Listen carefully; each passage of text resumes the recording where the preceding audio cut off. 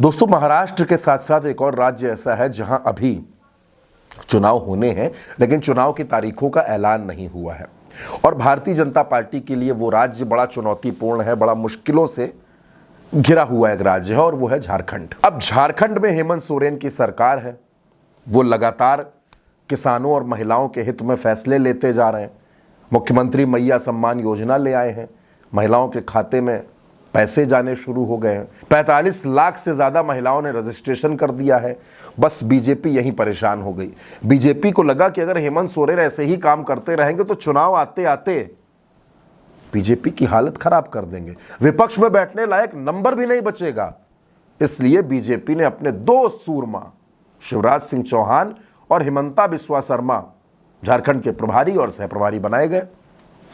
Task दिया गया दूसरे दलों में तोड़फोड़ करने का। अब हिमंता बिस्वा शर्मा की राजनीति का अंदाज तो आप जानते हैं। उन्होंने पहला अटैक किया चंपाई सोरेन, पूर्व मुख्यमंत्री झारखंड और सोरेन परिवार के बड़े करीबी, बड़े नजदीकी, बड़े पुराने और बड़े खांटी नेता। शान में कसीदे पढ़ने शुरू कर दिए। मतलब बाबूलाल मरांडी, अर्जुन मुंडा, रघुवर दास, इन सबका कार्यकाल किनारे हो गया और बेहतरीन कार्यकाल चंपाई सोरेन का हो गया। मैं यूं ही नहीं कह रहा, चंपाई सोरेन के बारे में हिमंता बिस्वा शर्मा ने बाकायदा पत्रकारों के सामने ये बात कही। अब दोस्तों, सवाल यह है कि चंपाई की तारीफ क्यों हुई और उसके बाद चंपाई सोरेन के दिल्ली दौरे लग गए। दरअसल बीजेपी झारखंड में ऑपरेशन लोटस करना चाहती है। चंपाई सोरेन ने भी लंबी चौड़ी चिट्ठी लिख डाली और एक्स पर पोस्ट मार दी। बता दिया कि सारे ऑप्शन खुले हैं, अपमान हुआ है, आत्मसम्मान को ठेस पहुंची है, सब कुछ बता दिया। अब आप देखिए, आत्मसम्मान को ठेस पहुंचती है जुलाई के महीने में, असर अगस्त में हो रहा है। टाइमिंग बड़ी इंपॉर्टेंट है दोस्तों, बेहद इंपॉर्टेंट है।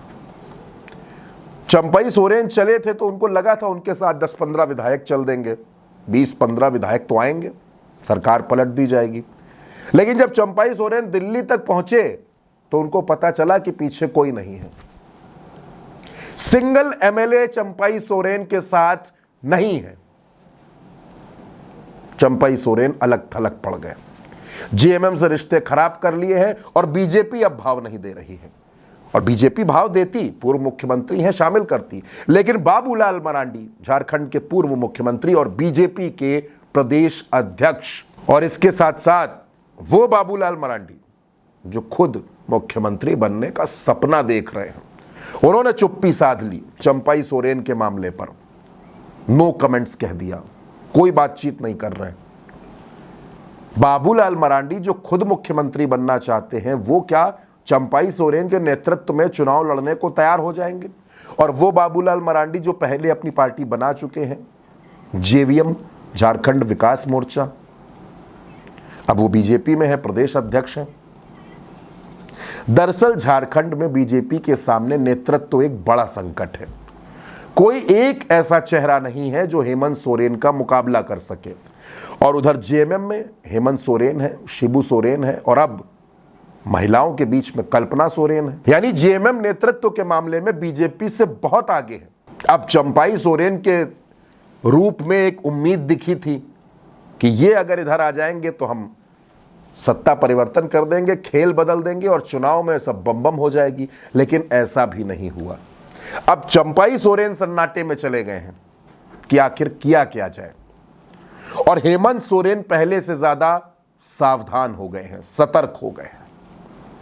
यानी झारखंड की राजनीति दोस्तों बेहद दिलचस्प मोड़ पर आकर खड़ी है। हेमंत सोरेन महिलाओं के खाते में पैसा भिजवा रहे हैं, किसानों का कर्ज 2 लाख तक का माफ किया जा रहा है।